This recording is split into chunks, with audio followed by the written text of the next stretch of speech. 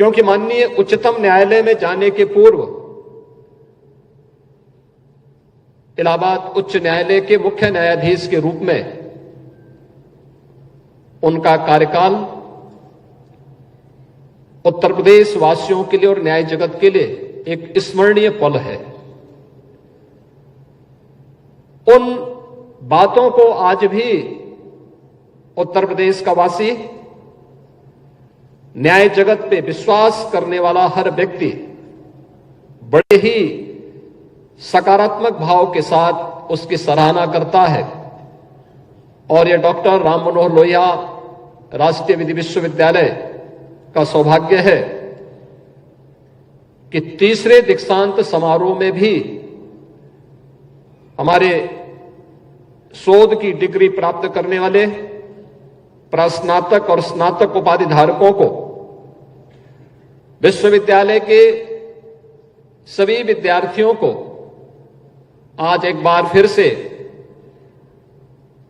न्यायमूर्ति डॉक्टर चंद्रचूड़ जी का मार्गदर्शन और आशीर्वाद प्राप्त होने जा रहा है।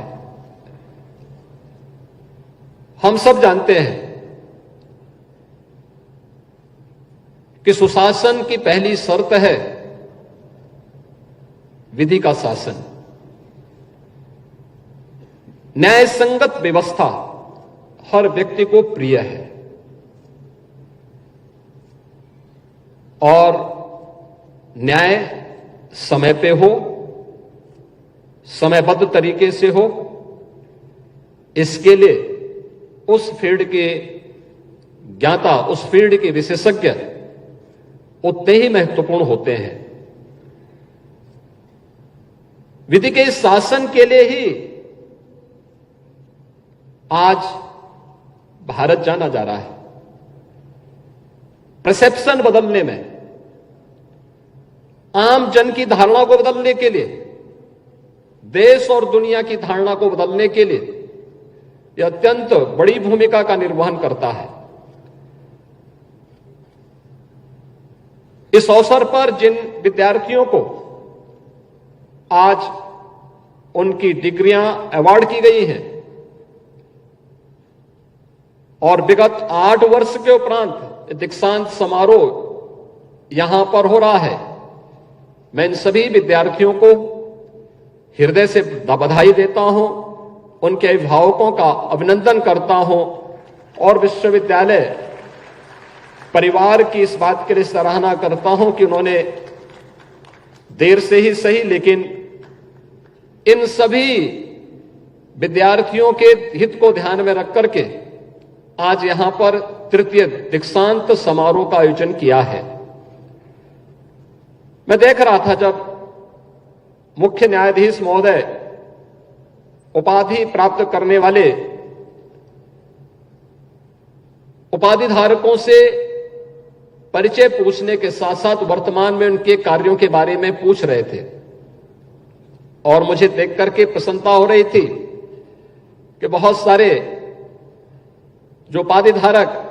आज यहां पर मुख्य न्यायाधीश महोदय के कर कमलों से उपाधि प्राप्त कर रहे थे, उनमें से बहुत सारे लोग न्यायिक क्षेत्र में अलग अलग जगहों पर जाकर के अपनी सेवाएं प्रदान कर रहे हैं। यानी विश्वविद्यालय की राह सही है, सकारात्मक है, उस पहल के साथ हम सबको भी जुड़ना होगा। बार और बेंच का बेहतर समन्वय, एक आम जनमानस आपके बीच में आता है एक विश्वास के साथ। हम लोग देखते हैं परिवार के विवाद होते हैं, लेकिन जब वह परिवार के विवाद को लेकर के बहुत बार तो छोटे छोटे विवाद होते हैं, लेकिन परिवार का ही विवाद जब आगे बढ़ता है और भले ही परिवार के किसी सदस्य के कहने पर न मानता हो, लेकिन जब वह किसी अधिवक्ता के पास जाता है तो अधिवक्ता जहां पर उसे साइन करने के लिए कहता वो साइन कर लेता है, आंखें बंद करके साइन करता है, क्योंकि उसका एक विश्वास है और यह विश्वास आपकी सबसे बड़ी पूंजी है। और मुझे लगता है विश्वास दोनों पर सामान्य नागरिक का बना होना ही चाहिए, चाहे वह बेंच हो चाहे वह बार हो। इस विश्वास पर खरा उतरना हम सबकी सदैव सबसे बड़ी चुनौती रही है, क्योंकि बदलते हुए परिवेश में, बदलती हुई परिस्थितियों में लोगों की आवश्यकताएं, लोगों के अपने तौर तरीके, टेक्नोलॉजी, ये बहुत सारी चीजें हैं जो व्यक्ति को भी, व्यवस्था को भी और समाज को भी बदलती है। लेकिन बदलाव की राह क्या होनी चाहिए, वह सकारात्मक है या नकारात्मक, ये हम सब पे तय करता है। और मुझे लगता है कि सकारात्मक राह हमारी होगी तो आपकी राह न्यायिक जगत ही नहीं, जीवन के प्रत्येक क्षेत्र में बहुत ही उज्जवल होगी। अगर नकारात्मक होगी तो नकारात्मक राह न आपके व्यक्तिगत हित में होगी, न समाज के हित में होगी और न अंततः राष्ट्र के हित में ही हो पाएगी। और मुझे लगता है कि वह स्थिति हमको स्वयं भी तय करनी पड़ेगी। एक पुरानी कहावत आती है कि परिवार के हित में व्यक्ति को छोड़ना पड़े तो हमें उसमें परहेज नहीं करना चाहिए, गांव के हित में परिवार को छोड़ना पड़े तो हमें उसमें भी परहेज नहीं करना चाहिए, और अगर समाज के हित में गांव से परहेज करना पड़े तो भी हमें उसकी परवाह नहीं करनी चाहिए, और अगर राष्ट्र के हित में इन सब से भी अलग हटना पड़े तो हमें राष्ट्र हमारे जीवन में सर्वोच्च होना चाहिए। सब कुछ हमारा राष्ट्र के प्रति समर्पण का भाव के साथ होना चाहिए। जब इस ध्येय के साथ हम कार्य करते हैं तो फिर ये छोटी मोटी बातें आपके कोई प्रभाव आपको प्रभावित नहीं कर पाएगी। आपने दीक्षांत उपदेश, जब यहां पे विश्वविद्यालय के कुलपति दीक्षांत उपदेश पढ़ रहे थे, ये भारत के उपनिषद के, तैत्तिरीय उपनिषद के, मैं विस्तार से इस बारे में भारत के एक स्नातक के लिए क्या कुछ होना चाहिए जीवन में अच्छा बनने के लिए, उसका जीवन लोक के लिए, राष्ट्र के लिए समर्पित भाव के साथ कार्य करने वाला होना चाहिए, इसके लिए उन्होंने इस तैत्तिरीय उपनिषद के इन पंक्तियों को यहां पर अपने दीक्षांत उपदेश में कहा कि सत्यम वदः धर्मम चरः, सत्य बोलना और धर्म का आचरण करना। धर्म का आचरण, धर्म उपासना विधि नहीं है, धर्म नैतिक मूल्यों का, सदाचार का और हमारे कर्तव्यों का एक पर्याय है, जो देश काल और परिस्थितियों से प्रभावित होकर के हम सबको सम और विषम परिस्थितियों में अपने कर्तव्य के प्रति लगातार आगाह करता है। अपने कर्तव्यों के प्रति सजग होकर के कार्य करना, यही हमारा धर्म है। और वह भी राष्ट्र को साक्षी मान करके अगर हम कार्य कर रहे हैं तो सचमुच हम लोग अपने उन ऋषि परंपरा का, भारत की उस समृद्ध परंपरा का प्रतिनिधित्व करते हुए अपने आप को उसका उत्तराधिकारी कह सकते हैं, जिसने हजारों वर्ष पहले ये उपदेश उस कालखंड के भी युवाओं के लिए, उस समय के विकसित होने वाले स्नातक के लिए ये उपदेश उस समय रचे थे। और आज भी हम तैत्तिरीय उपनिषद को दीक्षांत समारोह का साक्षी मान करके उसके अनुरूप अपने कार्यक्रमों को आगे बढ़ाते हैं। प्राचीन गुरुकुल की परंपरा में दीक्षांत समारोह एक समावर्तन समारोह के रूप में होता था।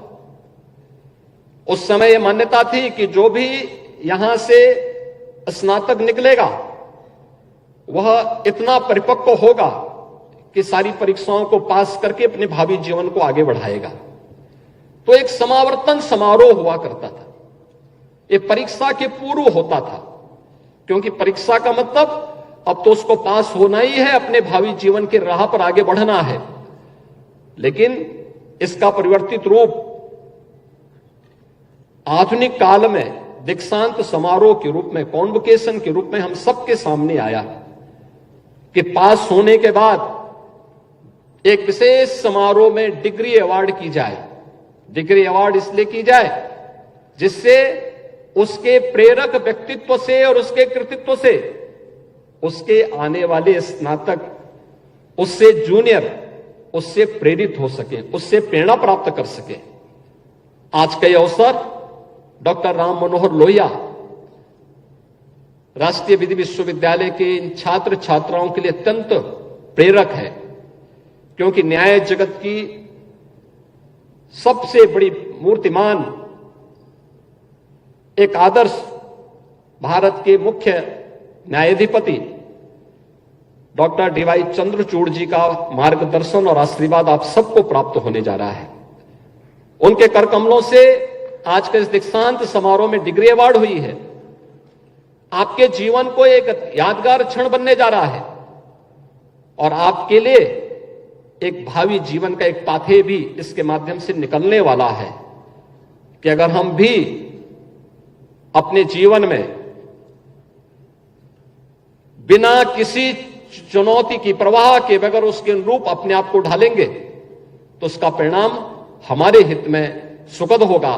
हमारे समाज के और देश के हित में सुखद होगा। हम भी जीवन के प्रत्येक क्षेत्र में जाकर के बहुत कुछ नया कर पाएंगे। मुझे प्रसन्नता है कि एक सही राह पर फिर से यह विश्वविद्यालय आगे बढ़ चुका है और यह राह सचमुच भारत के न्यायिक जगत के साथ साथ समाज के अलग अलग तबके के साथ यहां के उपाधि प्राप्त करने वाले जितने भी प्रास्नातक हैं, स्नातक हैं या शोध छात्र हैं, वे अपने कार्यों के माध्यम से न केवल विश्वविद्यालय को बल्कि समाज और राष्ट्र को लाभान्वित करके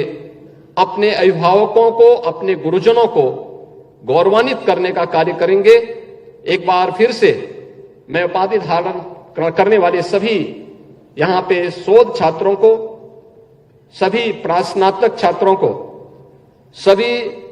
स्नातकों को हृदय से बधाई देता हूं, उनके अभिभावकों का अभिनंदन करता हूं, विश्वविद्यालय परिवार को धन्यवाद देते हुए आज के समारोह के मुख्य अतिथि भारत के मुख्य न्यायाधीश माननीय डॉक्टर डीवाई चंद्रचूड़ जी का इस समारोह में आने पर हृदय से स्वागत करता हूं, अभिनंदन करता हूं। धन्यवाद। जय हिंद।